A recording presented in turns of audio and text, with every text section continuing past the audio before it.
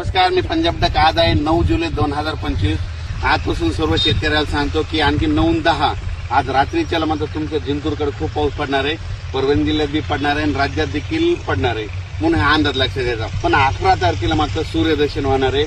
11, 12, 13 3 दिवस सूर्यदर्शन राहणार आहे. त्याच्यात तुम्ही तुमच्या फवारण्या करून घ्या, तुम्ही तुमचे खत पेरून घ्या, कारण की 14 आणि 15ला परत मोठ्याला थांबाचा थोडा पाऊस येणार आहे. पण ते भाग बदलत असणार आहे, लय मोठा काही नाही म्हणून काही चिंता करायची गरज नाही.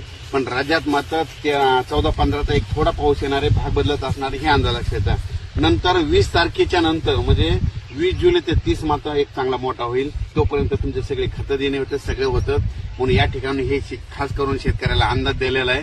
आणि राज्यात सर्व शेतकऱ्यांना सांगू इच्छितो की आज म्हणजे 9 पूर्व विदर्भ आणि पश्चिम विदर्भात खूप पाऊस पडणार आहे. त्याच्यानंतर मराठवाड्याकडे यायचं झालं तर परभणी जिल्हा, त्याच्यानंतर जालना जिल्हा, संभाजीनगर, बुलढाणा जिल्हा, इकडे बीड जिल्ह्यात काही भागामध्ये पाऊस म्हणजे हे चांगला राहणार आहे. फक्त लातूर, धाराशिव, सोलापूर इकडे थोडा कमी राहणार आहे म्हणून हा अंदाज लक्षात येतात. आणि कोकणातला तर कायम राहणार आहे म्हणून हे लक्षात येतं.